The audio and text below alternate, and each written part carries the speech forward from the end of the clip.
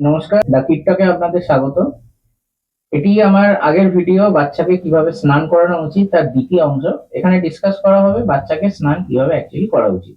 আমরা আগের পর্বে ডিসকাস করেছি যে বাচ্চার স্নানের সেট আপ কি হওয়া উচিত।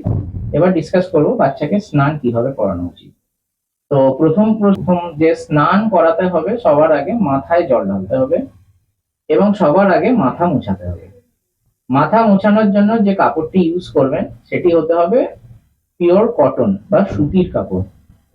প্রেফারেবলি ইউজ করবার আগে কাপড়টিকে একটু গরম করে নিতে পারেন।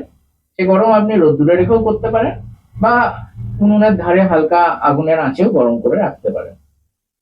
দ্বিতীয় কথা হচ্ছে, যখন মোছানো হবে তখন সবার আগে মাথা মোছাবেন এবং তারপর গা মোছাতে হবে।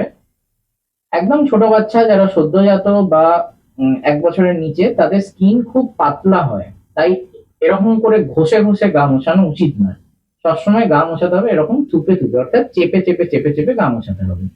স্নান করানোর সময় বা গা মোছানোর সময় সবসময় খেয়াল রাখতে হবে বাচ্চার শরীরের যে বিভিন্ন ফোল্ড থাকে, যেমন গলার কাছে, ঘাড়ের কাছে, বগলে, দুই কুঁচকির কাছে, আপনার পাছার কাছে, ওই ফোল্ড গুলো যেন স্নানের সময় ভালো করে পরিষ্কার করা হয় এবং মোছাবার সময় যেন ওগুলি ভালো করে মোছা হয়, নাহলে ওইখানে নোংরা জমে কিংবা জল জমে ইনফেকশন ছড়াবে।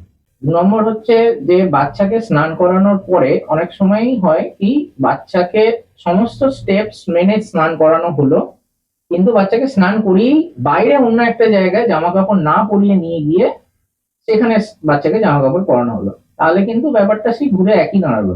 হঠাৎ করে টেম্পারেচার চেঞ্জ, এটি হতে দেওয়া যাবে না।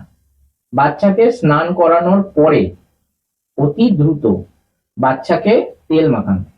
তেল মাখানোর পরে সাথে সাথে বাচ্চাকে গরম জামা পরাবেন, পরিয়ে বাচ্চাকে বাইরে বার করাবেন। জামা মানে জামা, হাত মোজা, মাথায় টুপি, পায়ের মোজা, সমস্ত কিছু। না হলে সাডেন টেম্পারেচার চেঞ্জ যদি হয়ে যায়, বাচ্চার কিন্তু আবার ঠান্ডা লেগে যাবে। এই কথাগুলি মনে রাখবেন।